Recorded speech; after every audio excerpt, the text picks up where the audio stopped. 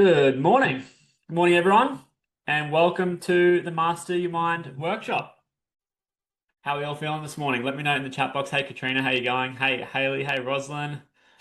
All right, let's just get stuck straight into it, okay? Couple of housekeeping suggestions.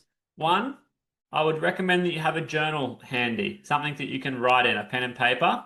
That's going to be the best thing for you to have on hand. Perhaps a coffee as well, depending on if you drink coffee or not, maybe a cup of tea, some water, and get yourself ready to strap in for the next 90 minutes at least. I think, I've said we'll do a 90-minute workshop. We might end up going a little bit over, but we'll just see how we go. But yeah, coffee, water, and journal with a pen and paper. If you haven't got that now, go and get that. Get yourself ready because, you're going to get the most out of it. I actually was on a workshop yesterday with, someone that I was interested in learning from. And I wasn't prepared. I actually didn't have my journal and my pen handy. I just kind of was rushing around in the morning and I just hopped onto it. And I felt like I didn't get enough out of it. And it wasn't because the workshop wasn't great. It was because I wasn't prepared. I didn't have my journal handy. I wasn't in the mental space that ready to receive information. And so before we even get into anything today, I encourage you to get yourself into that state. So take a couple of minutes now to get yourself ready, journal, pen and paper, get yourself ready to learn because I've got some good stuff to share with you guys today. Lots of value, right? Lots of really helpful information. I'm going to I'm going to teach you the proven routine that I've taught over 300 business owners and professionals to stop the anxiety, the overthinking, and the negative thoughts. Now, this routine works when you put it into practice, right? I've seen it through hundreds of people before, and it's really not complicated, okay? There's a few sticky points that people often, like a few mistakes that people make when they're trying to implement new routines and stuff like that. I'm going to try my best to address some of those mistakes today so that I can help you avoid making those mistakes. But you will leave today's session with a very clear plan, a very clear roadmap moving forward. And I would also, there's a few people rolling on. Anna, Mehmet, welcome guys. I'd love to see some more faces. I can see yours, Katrina, which is lovely. But yeah, let me know if you guys can put on your Zoom thing so I can say hello. Hey Anna, how you Oh, going? hi. Yeah, it's nice to see everyone's faces when I'm doing this so Yeah. that I'm not just looking at myself for 2 hours. Anyone would think I'd just like the sound of my own voice. Cool. All right, Katrina. Yeah, you've got 60 minutes. All good. Not a problem. I will try to get through the bulk of the work as quickly as I can. Uh, so yeah, with that being said, let's just get stuck straight into it, guys. So I'm going to share my screen and we're just going to get cracking. Okay. So before we do start, actually, I mentioned before, everyone's got a coffee and some water. Let me just know where everyone's tuning in from. I'm curious. So if you can pop into the chat box, where are you based? I'm on the sunny coast here in Queensland, Brisbane, Australia. Let me know where are you guys tuning in from? Would love to hear. Hey Lot. everyone, I'm Mehmet from Melbourne. Oh, hey Emmett from Melbourne. Good to see you, mate. New Zealand, very cool. Epic. People around the world. Hey, a lot of all we've already got like Australia, Pacific, New Zealand, Indonesia. Very cool. All right, sweet. Okay, let's get stuck into it, guys. So, my goal for today is to teach you the proven morning routine to stop waking up with overthinking, negative thoughts, and anxiety, and also to help you understand how it actually works. Because we will be talking a little bit about journaling, we're going to talk a little bit about meditation and breath work. And I talk to so many people who have said that they've tried these things before and they didn't work. I tried it and it didn't work. I've tried everything and it didn't work. These practices do work, right? It's proven and tested. You've seen the YouTube videos, you've seen the Instagram, maybe you've even read some scientific studies. These practices do work. However, what I've noticed after years of coaching people and over a decade of my own personal practice is it's not about the practice itself that stops people. It's about the attitude or the perspective that people are bringing into the practice. And without getting too far ahead of myself, I'll give you one little golden nugget straight off the bat here, right? Doesn't matter what you're doing in life, your attitude towards what you're doing is the most important thing. Let me give you an example. If you are doing, let's just say meditation, with the attitude that I'm doing this because I want it to fix all my problems, and or like maybe you're trying breath work because you want to escape the feeling that you're feeling right now. You're feeling some uncomfortable feelings or some anxiety or something like that. This is a really common one, right? Everyone says with anxiety, oh, you should just do some breathing exercises. But when you so if you have this attitude of like, oh, I'm going to do this breathing exercises and it's going to fix my anxiety or it's going to make my anxiety go away. And so you bring that attitude into the breathing practice. And then when it doesn't happen, when it doesn't go away, you feel like you've failed or you feel like you've done something wrong. And you're left scratching your head confused because sometimes it actually creates even more anxiety to try and breathe through the anxiety, right? So I want to explain why this happens. And it's there's a depth to it, right? Because it's not that the breathing doesn't work, but it's that the attitude towards the breathing is kind of wrong. It's like I'm doing this to get away from my problems. That's never going to work, because what you resist will persist, right? What you resist always persists. Now, breathing and meditation, one of the reasons why they're so good is not because they fix your problems automatically, but it's because they help you create an internal environment that feels safe enough to actually process what you're feeling, right? That's if you take if you take one thing away from this workshop and it's just this one thing you can get off now, it would be this. When you're trying to address your anxiety or emotions, it's not about trying to fix them or change them. It's about learning to feel safe and secure enough to actually feel them and to navigate through them without reacting to them. Okay? That's that's the right attitude. It's the attitude where I feel safe to have this experience. A lot of anxiety and panic and stuff like that, or even anger and frustration, is it only gets worse because of that secondary layer of story or meaning that you attach to it. A lot of people tell me they're anxious of being anxious, right? Or something happens and you get angry, and the anger just like snowballs into a rage. It's not because there's something wrong with you. It's because you were resisting the experience in the first place, and your resistance to it made it worse.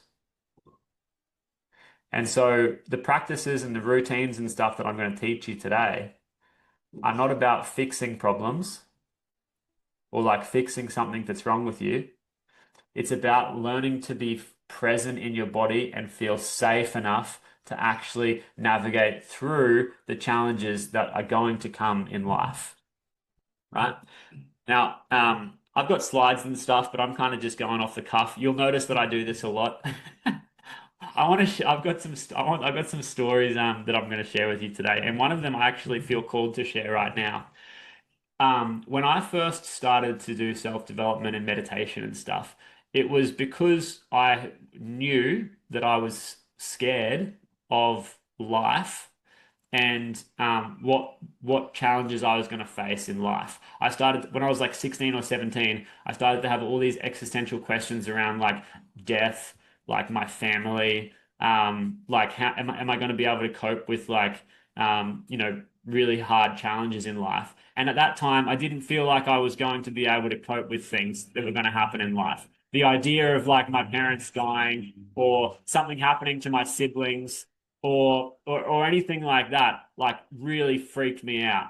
I thought I'm never going to be able to cope with that. And it's because I didn't know how to deal with my emotions back then, and I was just so out of control. But that's actually what led me towards meditation and self-development in the first place, because I thought I need to figure something out, like to be able to navigate through life's challenges. And that was when I was 17, right? And that was the beginning of my journey. And you know. now I'm just so grateful for that because, things have happened in my life and I have gone through challenges, but I feel like I've been able to navigate them, more or less with a certain level of ease. Anyway, we're going to talk more about all this today, and it's really, getting control of the mind, right? Because the mind is, again, the thing that creates all the stories. And so we want to develop a practice or a routine to stop the overthinking, to stop the negative thoughts, and to stop the anxiety, and help you to actually understand how that works. That's my goal for today. So if you're here, chances are your mornings feel harder than they should, right? You might wake up with a busy mind and an immediate sense of pressure. There's a feeling that something's wrong, even when you know everything is like fine, right? I said this to my wife the other day. I was showing her these slides, and because she kind of struggled with anxiety a little bit, and she goes, "Yeah, I don't know about that because sometimes I wake up and I don't feel like everything is fine. Like I wake up and I'm actually like, I don't know if everything is fine."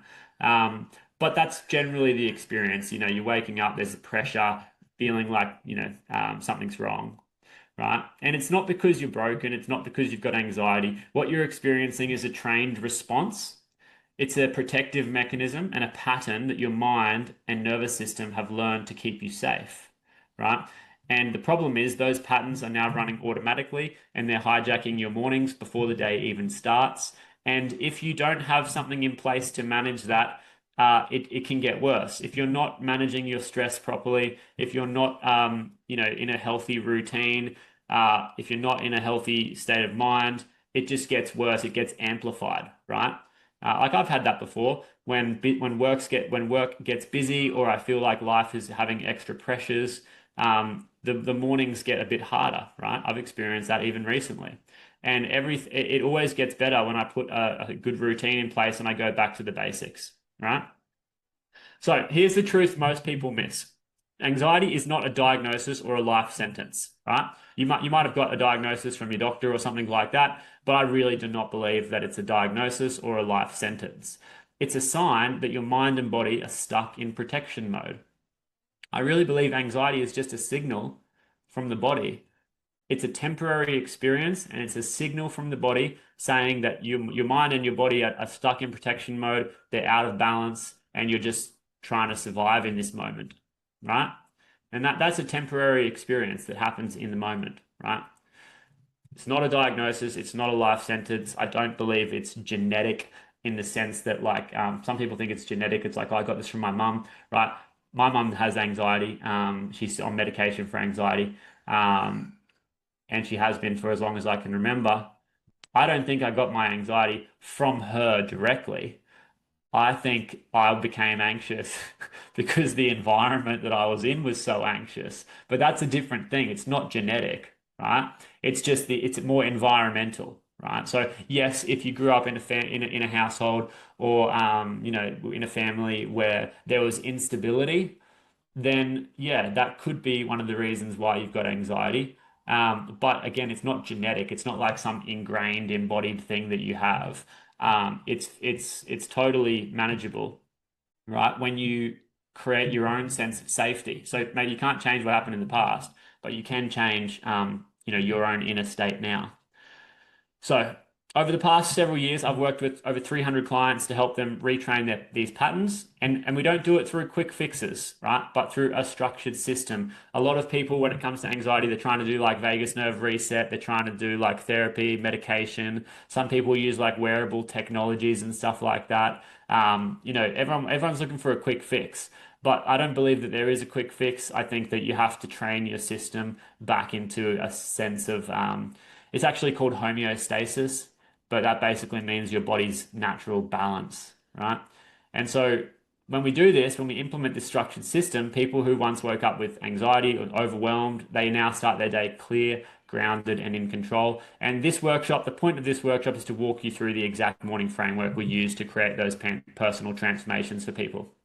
So I'm going to walk you through like a big high level overview of what this looks like, and then we're going to break it down to the actual tangibles you can take away. So this is the Mind Launch method. If you follow me on Instagram or you read my emails, or you watch my YouTube videos or anything like that, you may have heard me talk about the Mind Launch method before. It's a 3-step process we start with regulation. So we regulate the nervous system. That creates a sense of calm in the body. Then we work on reprogramming the mind. So we reprogram subconscious beliefs. And finally, we have a reset of your identity because what you're identifying with is it's really creating a lot of the results that you're experiencing in your life. So we want to reset that identity and get you back into alignment with your true self and with your truth. And that's different for everyone, right?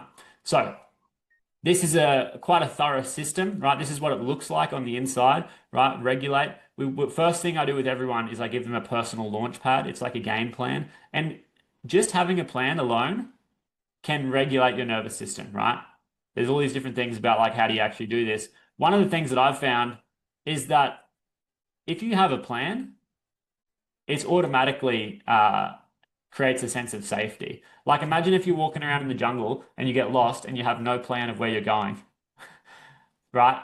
You're going to be freaking out. But then if you're walking around in the jungle and you have a plan, you know exactly where you're going, you're going to feel a bit more safe, right? So a plan is important. Then we work on the routine and the rhythm, which is what we're going to talk about today. We talk about radical responsibility, which is very important. I will touch on that today a little bit as well. And then that's going to help you to regulate your nervous system. Once that's done, you're feeling more calm and safe in your body. We work on reprogramming the mind. We work on understanding yourself as well. Because here's my belief. We're all spiritual beings, right? We are all souls. And our soul has a unique blueprint. We're not all the same, right? We are in a way all humans, but we're all unique, right? I don't think we're necessarily super special or anything like that. None of us are like super special, but I do think we are unique. And when we figure out who we really are and our own kind of soul blueprint, and you can do that, you can figure that out. That helps so much. In my life, it's been so helpful to understand myself because if I try to force myself into a box that I'm not meant to be in, it causes a lot of problems for me, right? If I try to fit myself into it, and I've always been like that. I didn't do well at school. I dropped out in grade 10. Just wasn't my jam, right? And I've always had trouble. I had trouble when I didn't work for myself before I started this business. I was in and out of jobs every year. I just could never keep a job, right? So I've always struggled with like direction, and when I try to do things that aren't meant for me, it never works, right? But when I do understand myself, it makes a world of difference, right? Look, like I've been doing this now for 5 years. I love what I do. I'm so passionate about it, and and I've been able to sustain it for 5 years. But even that in my daily life, sometimes I notice myself trying to do things that are not meant for me, and always there's resistance that I'm met with. The more that I understand myself, the easier it is for me to find flow in my life and to trust my own natural rhythm and cycle, right? And yes, men do have cycles. Alchemy of self is where we start to change, right? Because alchemy is like to turn a rock into gold or to turn like a bit of metal into gold. Now, you've been living with conditioning, right? Your whole life you've been conditioned into a certain way of being. And that's kind of what I was just talking about when I tried to when I tried to fit myself into holes that I wasn't supposed to be in, it never worked out. And that was because and I thought I should do that. I should do that because that's my conditioning. Oh, we should be like productive, like 9 to 5, right? I should just be always on. I should be always performing. If I'm not working, then there's something wrong with me. Like this is all the conditioning, right, that I have as a male, where it's like you have to be working all the time, you have to be productive all the time, you have to be performing all the time, and when I do that, I get burnt out, right? But that's my conditioning. And actually, when I try to change that to get more into alignment with who I really am, there's a lot of resistance there because it's like I'm trying to work out like conditioning. It's not, oh no, it's not necessarily trauma. I just spilt my coffee. Hold on 1 second.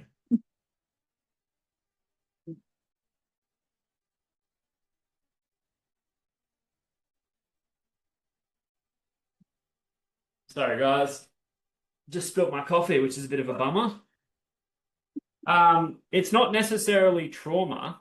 that we're talking about. Brief little intermission there. If I was actually drinking it, then that wouldn't have happened. It's not necessarily trauma, but it's like conditioning, right? So we all have conditioning, and it's like generally that's from our environment or from society, our parents, our family, like whatever. It's all conditioning. Again, it's not necessarily trauma, but it's like we've been conditioned into certain ways of being. And so when you try to change that to get into more alignment with who you really are, that can feel quite uncomfortable, right? Let me know in the chat box if you guys are following along. Just give me a 111 if you understand that. If you've ever felt like you've wanted to do something more aligned with who you were, but you felt the conditioning pulling you back into like what you think you should do. Have you guys ever felt that? 111? Yeah. Yeah, yeah. So this is the alchemy part, right? Where we have to actually alchemize and turn you from who you were into, it's like that journey from who you've been to who you're becoming. And that's a big part of the process. So what do we got next? And then we raise your consciousness. I'm going to talk about that in today's session. And then finally, we have that reset. We let go of the past, we find peace in the present, and we create flow in the future, right? And this is how we reset your identity. And when I say reset identity, that's what I'm talking about. We go from the conditioned self to the self that's actually aligned. I use this word alignment a lot, right? And it's a bit of a woo-woo word. It's like, what does that mean? It's like you get into alignment with your truth, right? With your unique blueprint. And when you do that, life becomes a lot more effortless, becomes a lot more in flow. It doesn't mean that all of your problems go away, but it means you really feel a sense of ease in your life. And I wish everyone could have that. I pinch myself sometimes because my life is actually really, really good, right? I'm not just saying that. I love my life. And I know that that's not the truth for everyone, but I would love to help people achieve that goal, right? So anyway, today what we're going to do is we're going to work on routine and rhythm, right? That's the main purpose of today, but we're going to touch on some of these other points as well. So let's do a little activity, a routine audit. Get your pen and paper out, and I want you to answer these questions, right? What do you do 1 hour before you go to bed? So this is an audit, and I do this with everyone. Everyone who starts working with me, one of the first things we do in the launch pad is we go, okay, what are you currently doing right now? Because before we try to add anything else, I want to see what you're doing right now. Because a lot of the time, it's not about adding more, it's about taking away the shit that's not working. So let's do this routine audit now. What do you do 1 hour before you go to bed? And I'm just gonna try and get us something to clean up my mess that I made. You can see the questions there, so just go through them as well. What time do you go to bed? What time do you wake up? And what do you do 1 hour after waking up? Take a few minutes to go through them now.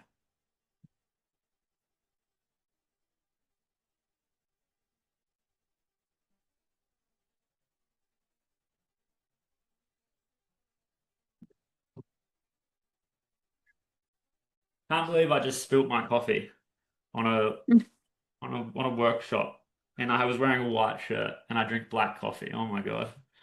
That's pretty typical of me though, to be honest with you guys. Like, just transparently. I did that because I was a bit like agitated and almost a little bit anxious, and I move quickly. And so I'm a bit clumsy like that, to be really honest with you guys. So I often spill shit um, and like drop things. Anyone else like that? Like you're a bit like agitated.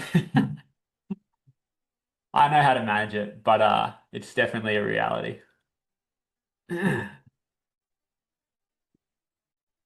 Yeah, a lot of anxious people are just generally a bit clumsy and a bit like all over the place.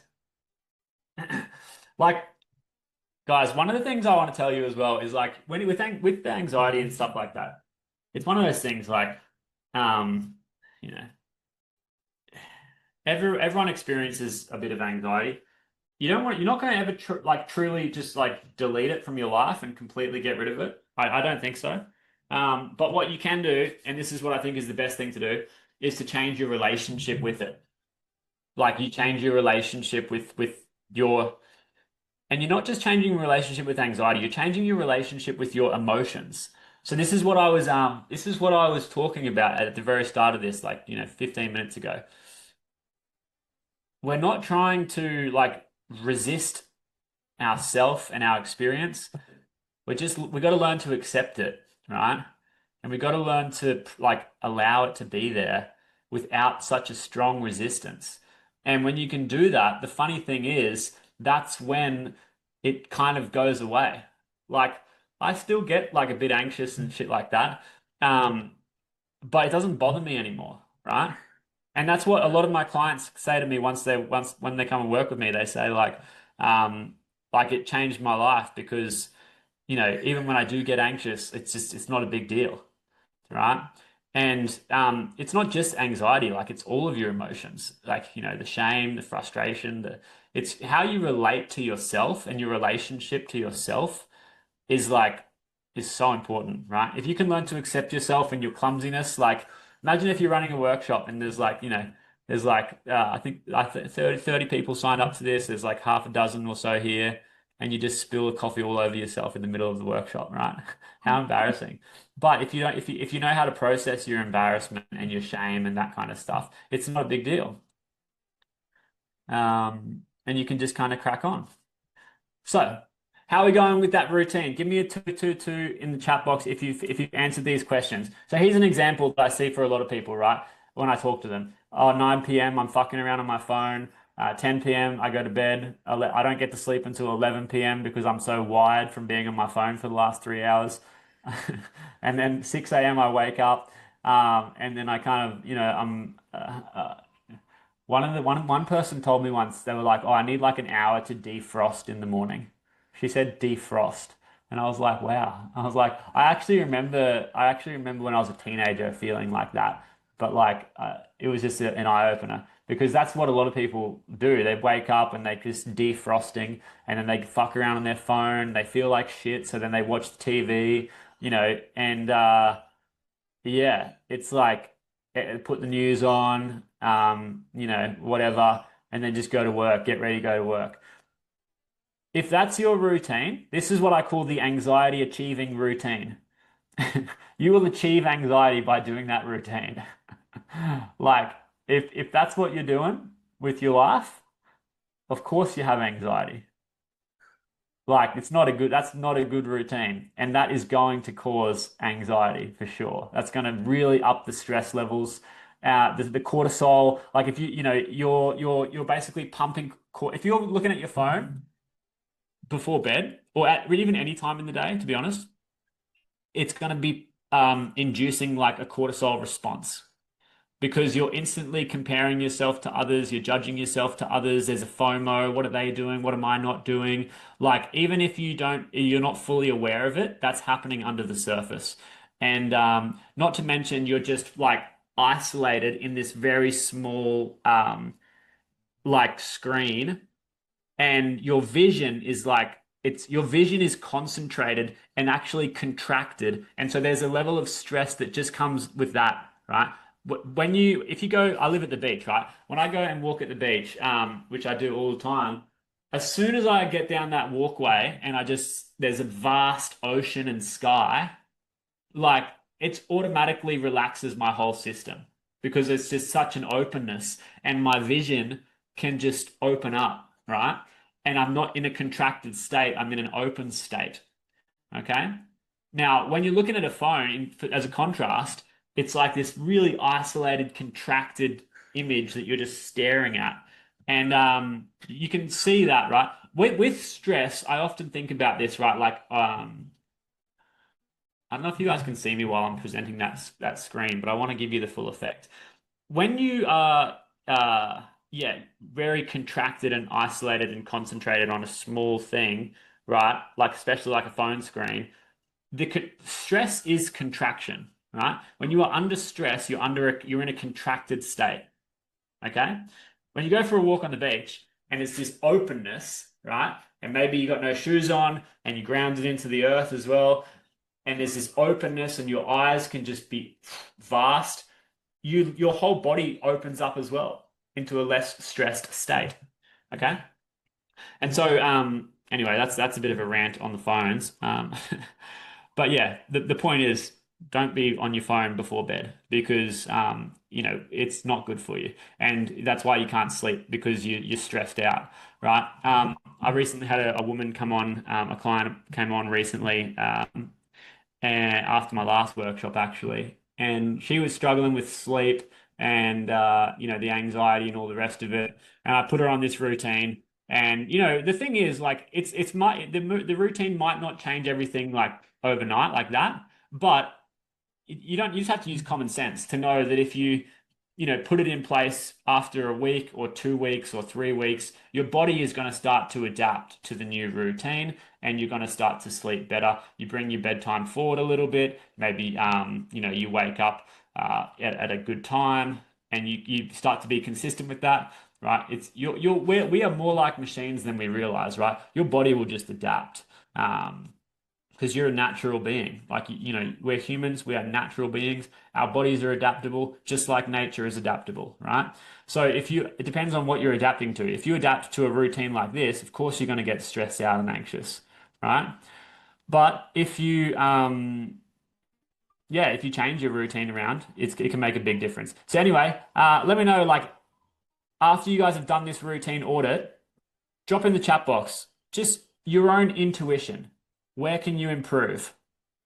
Just like your own intuition, where can you improve? Without me even giving you any advice, you just tell me, where do you think you can improve after auditing your own routine? And just drop it in the chat box.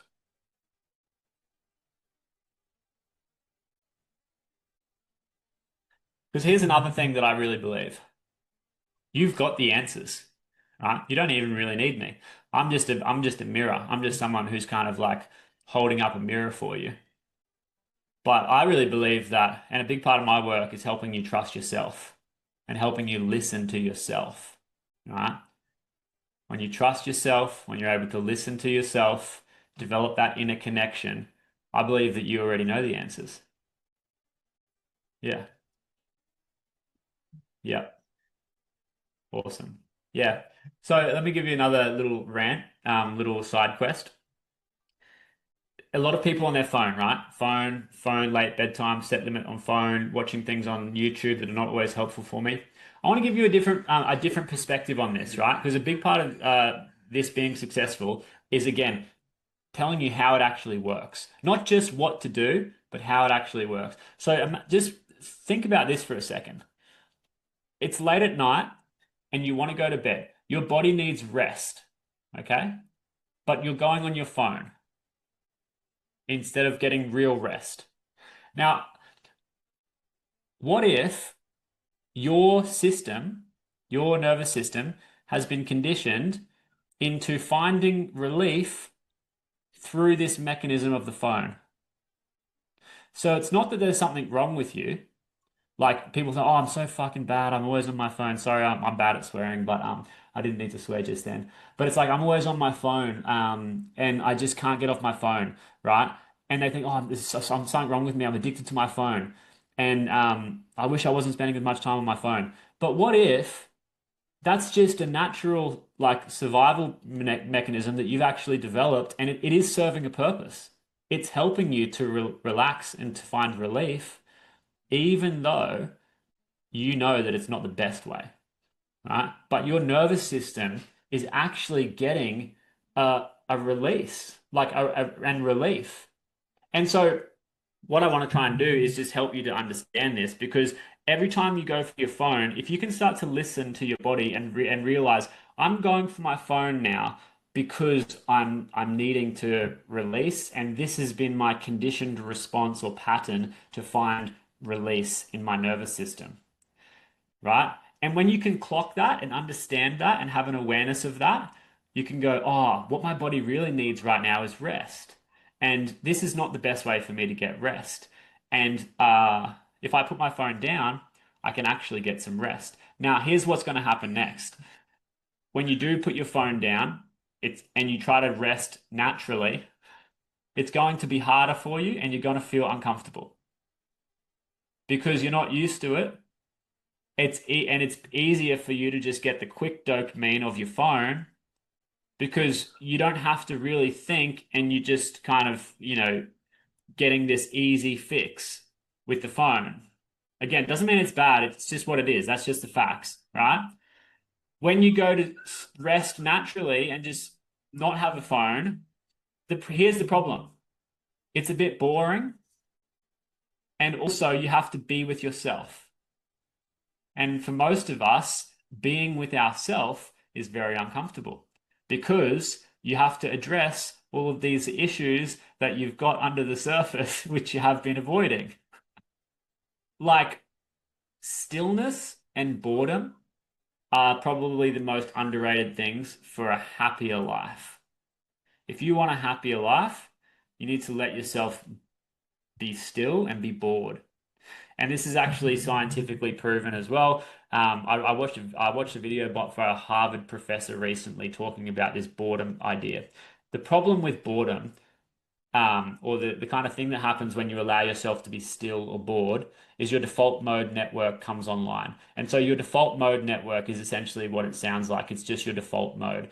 Now, when you are left to your own devices, you're going to start asking yourself questions. You're going to start having these deeper reflections on the meaning of your life and where you're at and what your purpose is and what you're doing with your life and all the rest of it. And for a lot of us, that's uncomfortable. Or it's like there's other things that have been suppressed that are going to try to come to the surface when you are just still or bored. And for most of us, we just try to avoid all of that. So the phone is again easier. It's an easier release. It's an easier relief mechanism, right? Whereas being still or being bored, it's like, oh, I don't know about all this stuff that's coming up, right? I know what it's like. It feels uncomfortable. It's like a real like tension or pressure or agitation that you feel. But here's the thing. If you learn to just sit with that, it just dissolves naturally. Again, what I was saying before, when you learn to just accept that instead of resisting it or changing it or fighting it or trying to escape it, the more that you do that, the more that it sticks around. The more that you learn to just accept what is, it will naturally dissolve. Okay? All right. That's some gold just there. If you can, if you make some notes on that, it's very important. Anyway, we're going to be going for this workshop for ages if I don't crack on. I haven't even finished the intro. By the end of this workshop, you're going to have a new routine mapped out to reduce your stress and anxiety fast. What I just told you is a real key to that. Learn to be still and learn to be bored. It's so important, right? That's why meditation's so good because it's pretty boring, right? You just have to sit there by yourself. And understanding, you're going to also leave with an understanding of why you're waking up with overthinking in the first place and evidence that this new routine will work if you practice it. And you'll also get the knowledge to stop your nervous system spinning out the second you step out of bed or have the smallest trigger in your day. And again, it's like learning to just be with what you're feeling. But before we get into that, I want to share how and why I'm qualified to talk about this with you today. So again, I want to share a little bit more about my story. I've already shared a bit, but they say that I heard this recently. Vulnerability creates intimacy.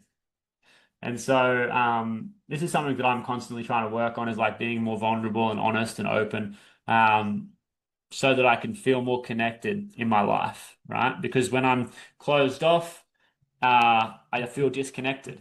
When I'm open, I feel connected. So anyway, the truth is, mental health issues have been very close to my heart since I was a teenager, right? My parents got divorced when I was about 11, due to my dad's drinking problems and violence. And I'm the eldest of four siblings. And so I was the eldest when that happened. I was about 11 or 12. And I went through those formative years of my life without a good, solid family or parent guidance. My mum and dad were just all over the place because of the divorce. Dad wasn't even there, and mum started drinking a lot. And we got through, but it was it was pretty chaos. It was pretty chaotic, and I ended up out of control, like completely out of control. I had no one telling me what to do. And I could just do whatever I wanted. And I started to actually I got really good at manipulation. Like I was putting my mum and dad against each other. So if I didn't get what I wanted from my mum, I would go to my dad's. And because when I was at my dad's, no one controlled me. he was never there, so I just did whatever I want. And then I'd go back to my mum's when I got sick of him. And then, but every time I'd go back to mum's, it was worse because I was like way more unhinged because there was literally nothing controlling me at dad's. So I'd come back to mum's and there'd be all arguments there, and then I'd go back to dad's, and that was my teenage life. I was just back and forth, mum and dad's, just doing whatever I wanted, and it got out of control. And I was drinking, I was doing drugs, I was in trouble with the police a lot. And by the time I was 17, I really became aware of the anxiety and overthinking, and I had like insomnia with my sleeping. I couldn't sleep. And I realized if something didn't change, I was going to go down the same path of mental health and addictions. And I really didn't want that. Like, I really did not want to go on medication because both my parents were on medication for mental health. And I really didn't want to become an alcoholic like my dad because I had this real strong resentment towards him for yeah, for everything that happened. So I took it on myself to learn how to get back in control of my mind. Back then, I wasn't trying to master my mind. Like I said before, I was just trying to manage my fear about life. I was just trying to find some mental and emotional stability. And I felt disconnected, and I just wanted to feel like confident within myself and secure within myself. And I was desperate for change. And so I came across a blog post which told me about meditation. I just started meditation by myself at 17. Keep in mind, no one around me was doing meditation when I was 17. This is 15 years ago. No one was doing it. It wasn't in my environment. It wasn't something my friends were doing. It wasn't something my family was ever doing. It's just something I started doing by myself. And I didn't tell anyone. I was actually ashamed of it for a long time because I felt like it made me like weak because I had to do this thing where I was trying to do this thing to take care of myself, and that wasn't cool or normal or anything like that back then. So I didn't tell anyone for ages. I remember I had a girlfriend, and we would go to yoga together. Like, I would go to yoga classes with her, and I was actually the one that was really keen on the meditation and the yoga. But when we would tell people that we would go to yoga, I would hide and pretend it wasn't me, and it was her that wanted to go to yoga. Right? And I did that for years because I just didn't wasn't comfortable telling anyone. Um, and yeah, during those years, I was also still drinking, so I was like a split person. Part of me was doing meditation and yoga and trying to be healthy and stuff, but I also had this like addiction. I was still drinking, and I was still living that life as well. It did help me. The meditation helped me to control my mind and feel a bit more secure, but I still was stuck in these like bad habits. I just couldn't get out of the bad habits. Like, I was doing the self-development and everything, but I was just stuck in the bad habits.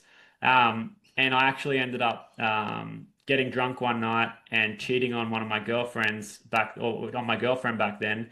And and then and then obviously that relationship broke down, which was a good relationship. But the problem was, um, I was so I got really, really depressed after that because I did what my dad essentially like.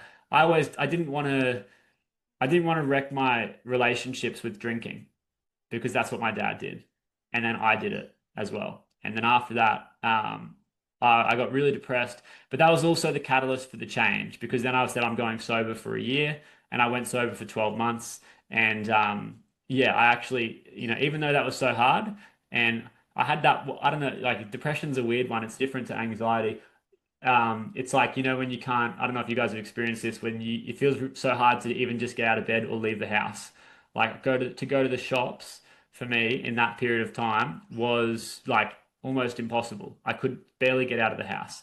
Um, and it was all my own doing, right? And I took responsibility for that, but it was really hard.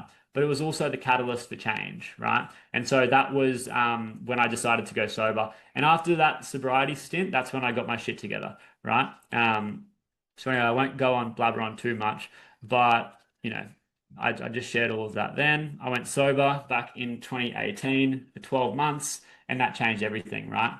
From there, I developed more clarity in my life. I became very confident in myself, and I found a new sense of calm in life.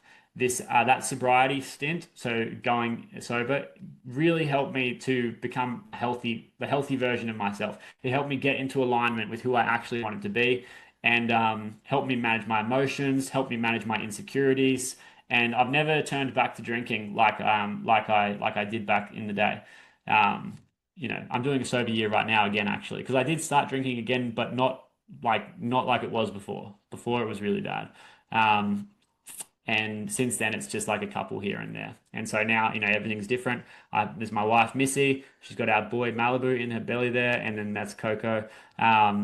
And over the last 5 years, since 2020, I've, obviously developed a family and helped over 300 business owners and professionals achieve that result as well. Stability in their emotions, stability in their life, a sense of balance and groundedness, right? So anyway, that's a bit about my story. But you guys might be interested to know the kind of people that I work with. So this is a woman called Kylie. When she started with me, she had debilitating anxiety as well. She couldn't get she was struggling to get out of bed. She was struggling to do like normal tasks. But you can see from this picture, Kylie's actually a weapon. Like she's an endurance athlete. So for her, this experience that she had with the anxiety was very uncommon, right? It was not normal for her. And yeah, she came on board after like she was sussing out my stuff for a while. She came on board in the program and changed her life. Yeah, she literally uh, totally changed her life. It took about 6 months, but she got the anxiety under control. It was because her husband nearly died, and she was had this really strong trauma response to that, and she didn't know how to process her emotions around that properly, and it created this trauma in her body, which ended up expressing itself as anxiety and kind of like depressive states. And so when she came on board, I taught her how to get into her body and slow down, which was hard for her because she was a very high performer. So she's always used to being on the go, always used to performing, always used to like being super fit. And so for her to slow down was really hard. But that's what she needed to do. She needed to slow down and she needed to get in connection with her body and her emotions and her feelings inside herself and learn how to process that, right? Learn how to actually detach from all of this negative shit that was just swirling around in her head and actually get into her body and to feel. And so that's what changed everything for her. And yeah, she's still in the program. And then she's still in the program now because she just wants to be there. Like she just loves it. And then we've got Chase. So Chase is, he's in his 30s. He is a entrepreneur and he just struggled with like social anxiety and like a lack of confidence. He would carry around Valium in his pocket just because, like, just in case, just in case an anxiety attack was going to come or just in case a panic attack was going to come. He used to carry around Valium and stuff like that. He had a lot of success in his career, he's a very successful business owner, but his personal life and his relationships and his emotions were just cooked. And so anyway, yeah, we worked on that, and now he doesn't carry around the medication anymore, and he's way more in touch with his emotions. And he's also changed his beliefs around. So he was a big boy, like a bit of a bigger boy, and he's changed his belief around to be someone who's actually interested in working on his health. And so that's to create more like a holistic balance in his life. So anyway, that's another kind of example, right? That I get a lot of business owners who are successful, but in their professional life, they're used to performing, they're used to like, being the one who can get the things done. But when it comes to their personal life and their emotions and their relationships, they're all over the place. But anyway, I still work with Chase as well, just because he's having it, he's just continuing to grow and grow and grow and grow. So anyway, the reason you're still anxious isn't because you lack information, right? You probably have heard everything, right? Maybe you've even done courses, you've watched all the YouTube videos, everyone's on Instagram. Actually, a lot of people tell me that there's too much information, right? Because they get confused. What do I do? Do I do this? Do I do that? And honestly, like, I think a lot of the stuff works, but a lot of the problem isn't that the thing doesn't work, it's that you're not implementing it properly, right? You're not actually doing the things, or you don't understand what you're supposed to be doing. Like I've had people who have come to work with me who have done anxiety courses in the past, um, and that so they've been like active in their development, in their growth, but they just didn't get it. They were like, I'm just doing these things, but I don't really get it. And this is why I take an approach of teaching about I go deep, like I go deep into like what's behind these practices that you're doing. You know what I mean? Whatever it is, whether it's like a nervous system reset or meditation or breath work or journaling or whatever, it's not just the practice, it's what's the attitude behind it that makes the big issue, right? And that's kind of what I address. So like I said, you probably get it. Regulate the nervous system, reprogram the mind, reset the vagus nerve, get good sleep, dial in habits, have a solid routine. You've heard it all before, so I'm not going to just sit here and just blow smoke up your ass and tell you that I have some magic thing that other people don't have, because this is probably not true.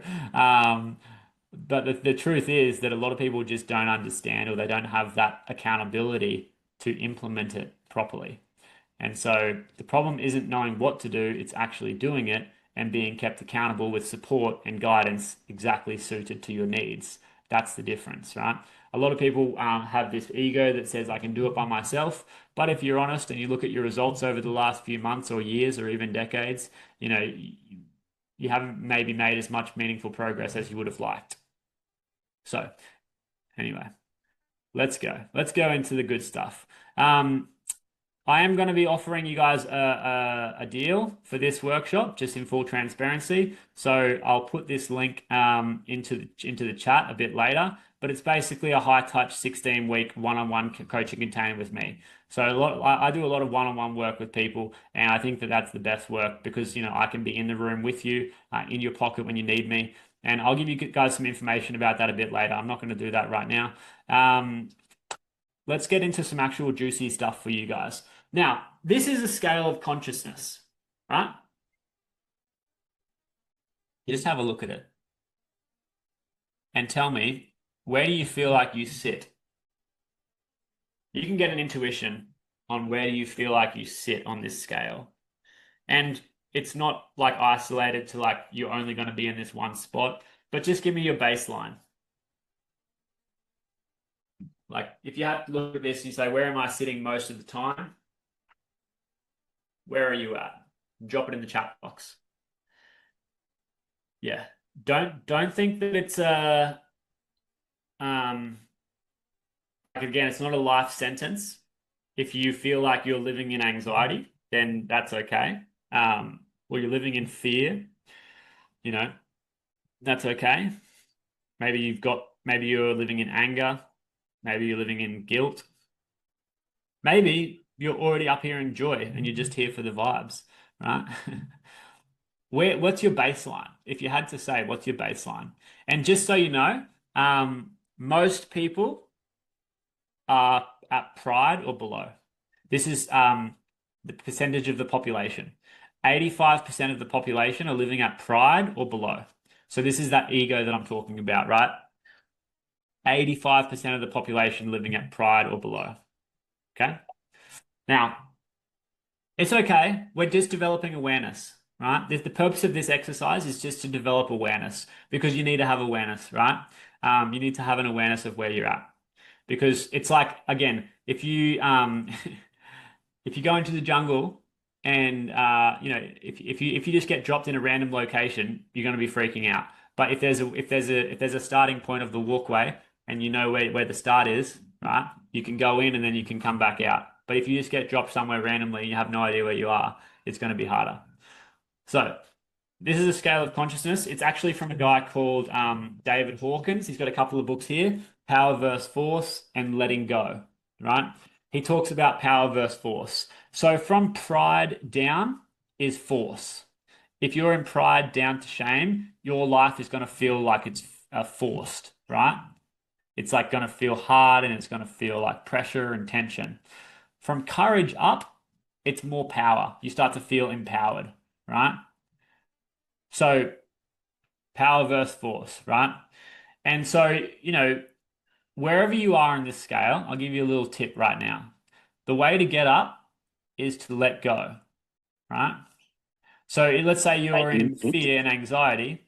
The way to get up past fear and anxiety is to let go of the fear and the anxiety. Now, the next question will become like, okay, well, how do I let go of it? Well, I'll tell you what you don't do. You don't suppress it. You don't hold it down. You've got to learn to accept it, like what I was saying before. Okay? Now, I'm going to talk to you guys about a framework. This is called a mental reprogramming framework that we use in Mind Launch. Okay? Now, you guys may have heard something like this before. Your thoughts create your emotions, and your emotions create your actions. Who's ever heard anything like that? Just drop a, what number are we at? 333 in the chat box. Your thoughts create your emotions, and your emotions create your actions, and so on. And your actions create your results. Who's heard of that before? Probably a few of you. 333. Yeah, you've heard that before. So again, I go a bit deeper than that. I look at the consciousness behind the thoughts. All right. So again, let's go back here. If you're living in fear, you're living in a fear-based consciousness. If you're living in pride, you're living in the pride-based consciousness. That's your perspective. That's your point of view. Pride is very egocentric. And also, like most of these things down from pride down to shame are very egocentric. And so that's like self-centric, right? You are focused on yourself, right? A lot of anxious people and people with depression, I know it's not nice to hear, but the truth is they are very focused on themselves. I've worked with a lot of people who suffer with anxiety and depression, right? Some people in really dark places. It's not nice to hear, and we always want to have compassion, but the truth is, a lot of these people are very focused on themselves.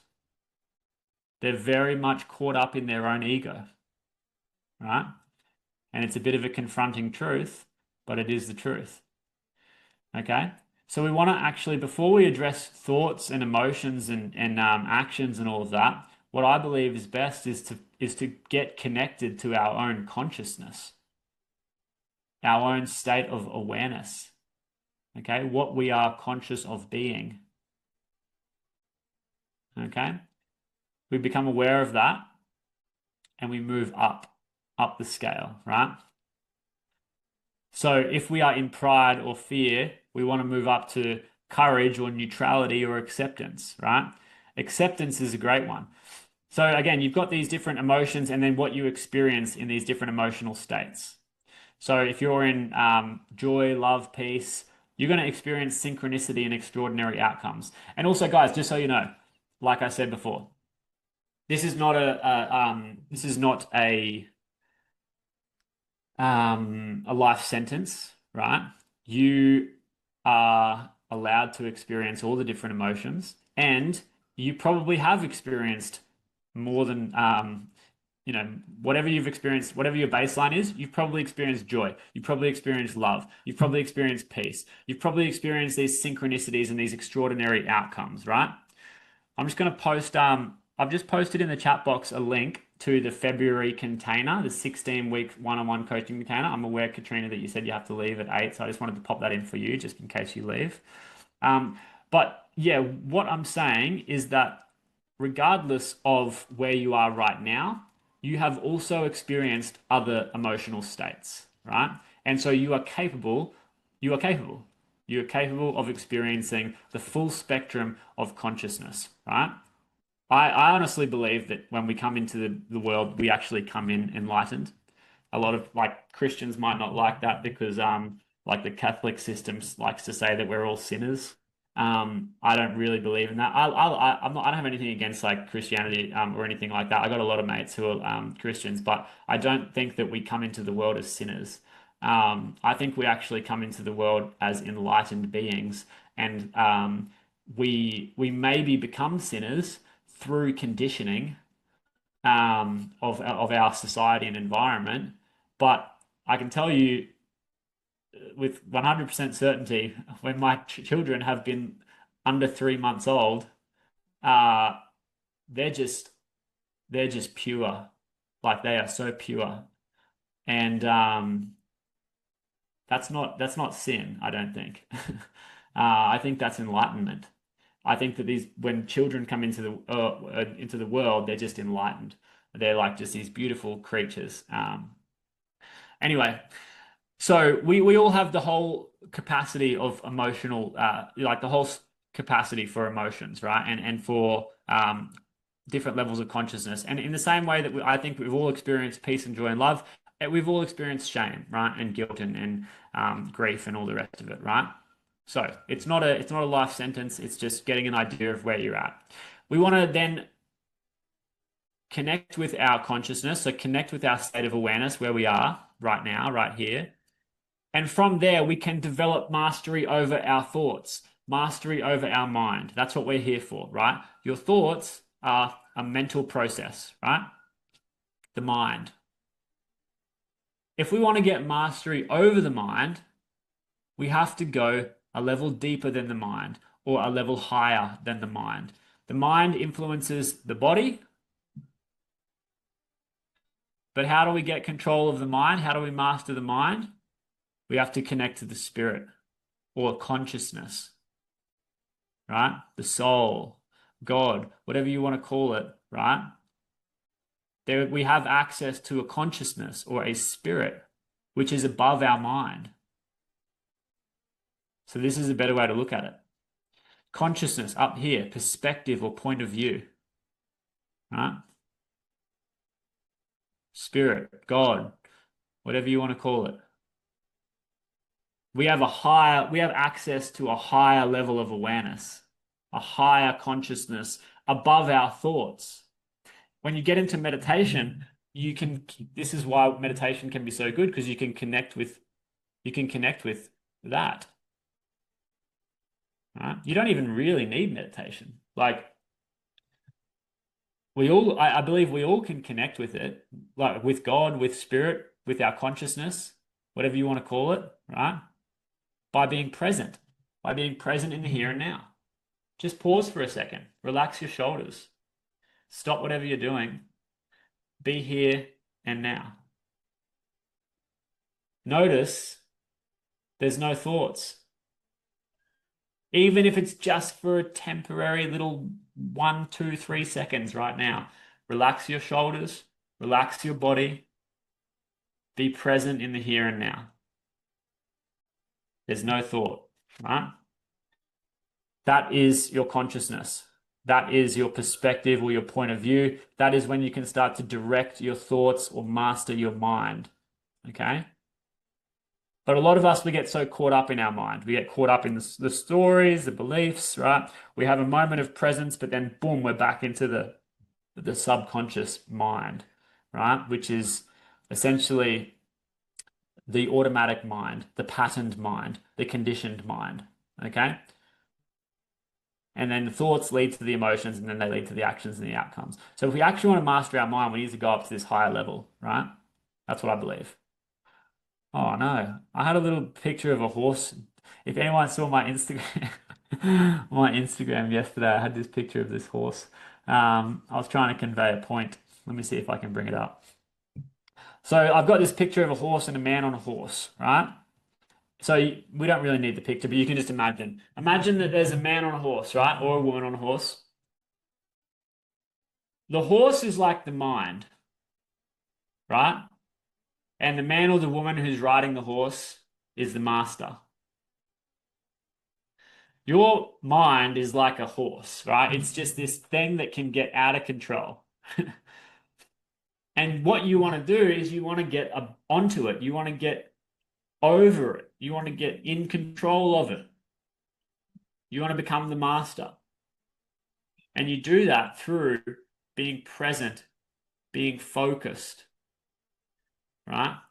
Having an awareness of your thoughts without being attached to them. So you're not the horse, you're the one who is riding the horse, right? Your mind. Unfortunately, I can't seem to share this. Why is it not letting me? Where's my little horsey? Oh, here we go. There's the guy. Right? Anyway, you want to be the master. You don't want to be the horse. The mind is the horse and the body is the horse, but you are the spirit, you are the consciousness, you are the master. Right? You are not the mind. Right? People identify, I talk about this like with the ego, right? Talking about pride, the ego. A lot of us, we identify with our thoughts. We are identified with our mind. But when you are identified with the mind, you are under the control of your own mind. And actually, it's not even your mind because a lot of us were under the conditioning of society. So when you're identified with your mind, it's not really even like a lot of the thoughts that you think aren't even your thoughts. They're just thoughts that you have because they're in your subconscious mind because of the environment that you've been surrounded in. If you grew up in China, you would have different thoughts. But you grew up in Australia or, New Zealand or wherever, so you have a certain set of cultural beliefs, right? And you've been conditioned by your environment. And so then if you have this ego, which is like, no, no, no, what I believe is true, what my thoughts are true, well, are you actually even like, um, what are you protecting, Like if your life is not going the way that you want it to go, and you think that it's maybe something to do with your mindset, and your thoughts and your beliefs, but at the same time you have this weird kind of protection over your own thoughts and beliefs and your own personal identity. And then you also understand that your identity has been conditioned by the environment and society. Well, do you think it could be worth considering something different, right? Considering maybe that the thoughts and the beliefs that are in your mind currently have just been conditioned. They might not even be yours in the first place. And so when you let go of your thoughts and your beliefs and you connect back into an awareness or a consciousness of like, well, who am I really? Right? And you get more like this is when we talk about understanding yourself. This is the reprogramming, right? Well, who am I really? If I was understanding myself and who I am really in my own unique patterns and my own unique energy cycle and my own soul blueprint, then who am I really? And you start to change accordingly, right?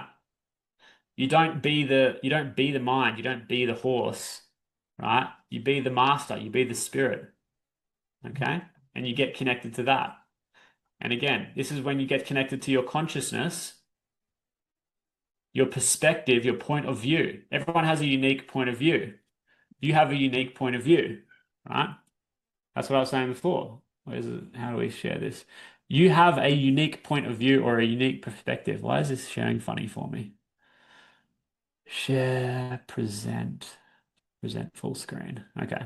Yeah, you have a unique point of view. And when you connect with your consciousness, you can rise up through the scale, right? From hyperactivity and inaction and anger and pride and fear.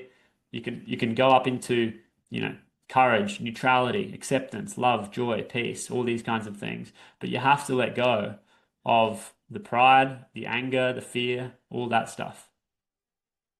So how do we do that? How do you raise your consciousness? Again, you do not suppress. I've mentioned it a few times. It's been littered through this workshop like a golden thread that when you try to suppress or resist your experience, it just stays there. It's like I often talk about it's like a stick of dynamite, right? If you whatever you suppress, it's like gunpowder into the dynamite stick.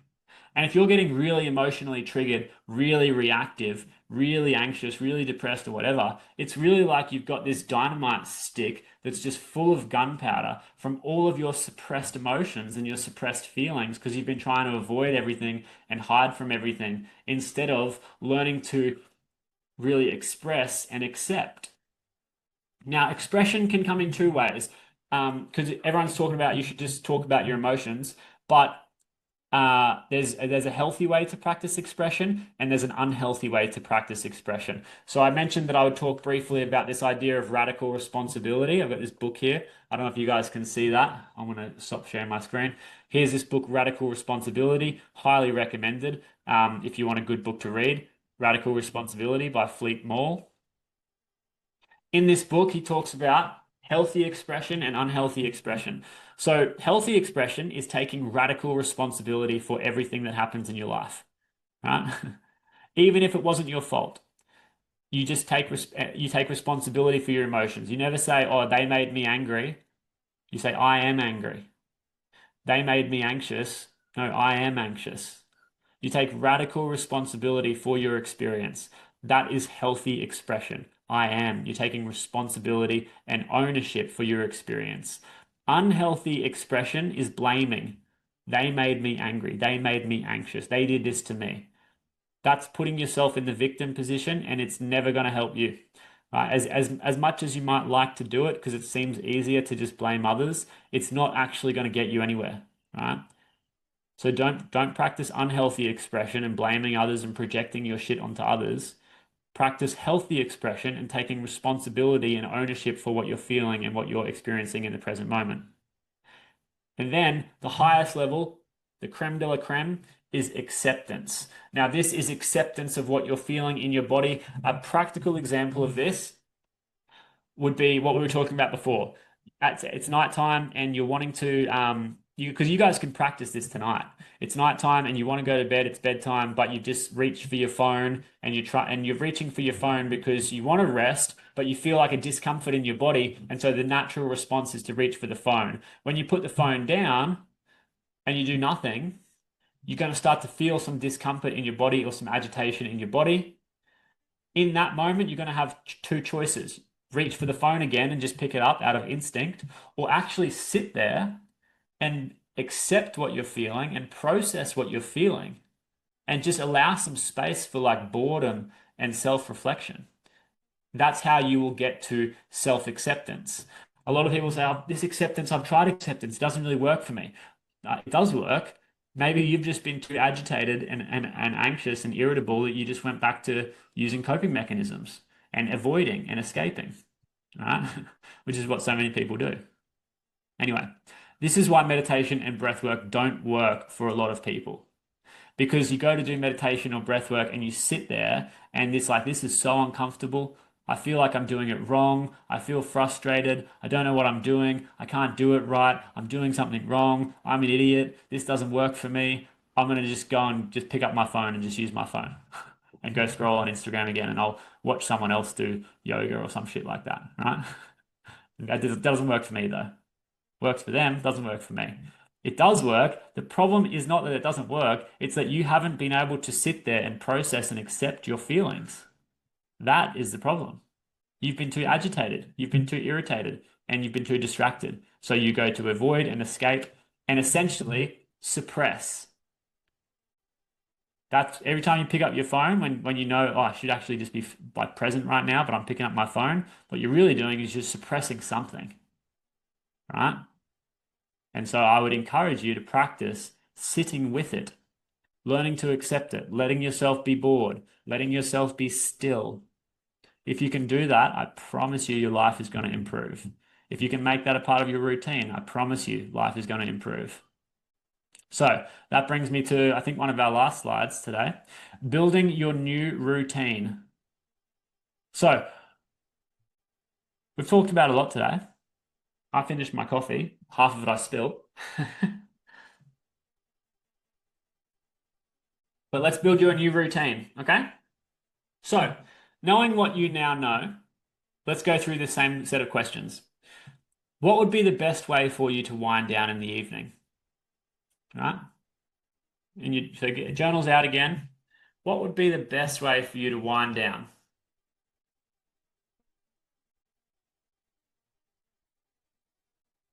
What would be the optimal time for you to go to bed?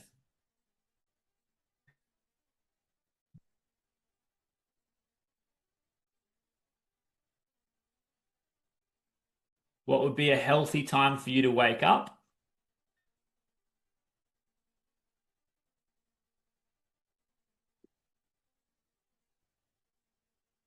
And then what would be a healthy rhythm for your first 60 minutes of the day?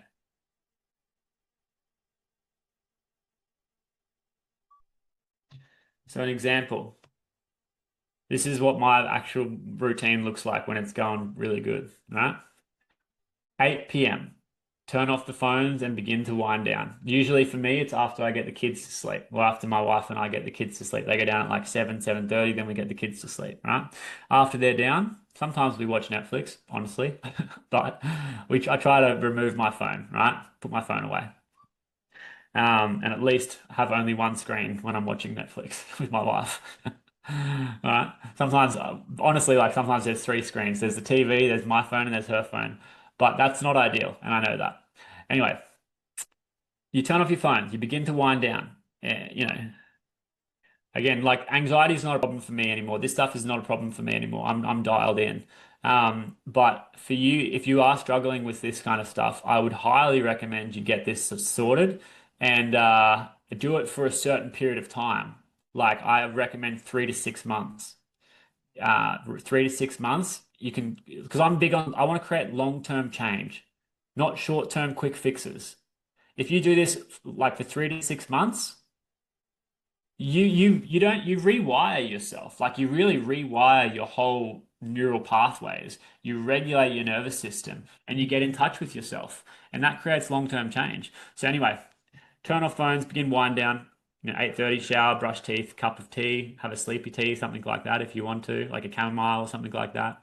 9 p.m. go to bed, read book, or just journal on daily gratitude. Just reflect on the day and what went well. Bit of daily gratitude. It doesn't need to be anything too fancy. Gratitude is perfect, right? Wake up, go for and then yeah, so 9 p.m. I'm in bed reading a book, journaling on daily gratitude. For me, like when I get in bed and I like usually I just fall asleep straight away, to be honest. Sleep's not a problem for me anymore.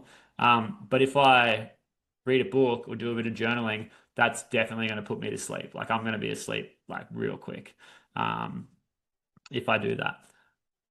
And that might not be the reality for you right now. But again, I promise you, if you set a routine and you stick to it, it will become a reality, right? When you stick to it. Because you, again, your body is adaptable. You will adapt. Okay. You've adapted to the point where you're at now because of your conditioning. But if you change that, you make a conscious choice to change, you will adapt to a new set of conditioning. But you just have to repeat it over and over again. Right? 6 a.m. Wake up, go for a walk, do breath work and meditation. Today I went to the gym. I did breath work and then I went to the gym. Right? 6:30 a.m. That could take half an hour or so, breathwork meditation, go for a walk, maybe go to the gym. Then 6:30, journaling on goals and setting intentions for the day. Cool. What are my goals and what are my intentions for today? Right? Today I want to be present. Right? I want to be conscious of my mind. When you are conscious of your mind, you are not attached to your mind. You are conscious of it. You have this mastery over it. Okay? Presence, consciousness. That's my intention for the day. So you tell yourself that at the start of the day. Today I'm going to be present. I'm going to be conscious. I'm going to be aware. All right? And you set that as an intention. If you imagine there's two people, one person does that, one person does not do that, who's going to have a better day? Of course, the person who does it is going to have a better day. All right? And then, 7 a.m. you shower, you get ready for the day, you go to work, whatever you got to do. Now, that's just an example routine, but hopefully you've written your own down there and you've got a good routine for yourself. Doesn't need to be complicated. Again, I'm not selling any magic quick fixes. I'm not selling any magic shortcuts. It's just, routine, discipline, and accountability. So that's the last thing, right? Accountability is important. For a lot of people, it's just that they don't have accountability and they don't have guidance and they don't have support. So you do it for a few days or a week and then you fall off. That's why it's helpful to get someone like me in your corner as a coach because I say, all right, let's go. And every couple of weeks, you got to talk to me. And if you haven't done your thing, then you have to feel all ashamed about that because you haven't done it. And I'm going to be like, wait, why didn't you do it? So that helps people, right? That accountability is a real helpful thing. And this is the exact same system that I've used to help 300 people and counting. So 300 business owners and professionals master their mind. I got over 50 reviews on Google, and yeah, I love the work that I do. Lots of people find it helpful. So now you know what to do, but like I've already said today, that's not necessarily the problem. The problem is actually doing it. So if you want some private accountability, some support, and some guidance to ensure that you actually have a successful transformation, then you can join the February Mental Operating System upgrade. And again, I'll pop the link. I popped the link in the chat there, which is just there. I think it's still there. So you can click that. That explains everything that explains everything. Explains what's involved, explains how much it costs, explain who it's for. It explains everything, right? there's a button to apply. It's application only. I take 5 people on every month, just because that's what I can handle. And you're not going to get palmed off to someone else when you come to work with me. Like, I'm working with everyone personally. That's why I have a real cap on how many people come in, because that's how many people I can handle without getting overwhelmed. And I want to make sure that I'm providing a high level of support, right, with every person that I work with. So that's there. If you feel like that would be helpful, then I'd invite you to submit an application. And that's it. Q&A. Any questions, guys? Thanks for being here. That's the workshop done. We did it in under 90 minutes, which is great. Awesome, Mehmet. Have a great day, mate. You got to go. All good. Enjoy your Thursday. Any questions or anything like that, guys? I'm happy to stick around and answer any questions if there are any.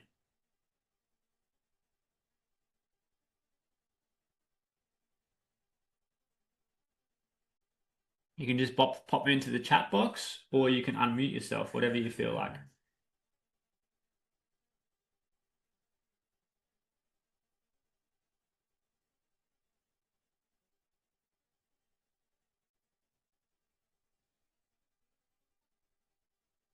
And if there are no questions, then we'll call it a day. You guys have got a new routine, which is what I promised you that you would have. Hopefully, you also have a better understanding of how it works and some blind spots to look out for. And then if you would like some more help, you know what to do. There's a link with the application in there. So that's it for today. I'm going to go. It doesn't look like there's any questions. So thanks for your time, and I will see you soon. Bye.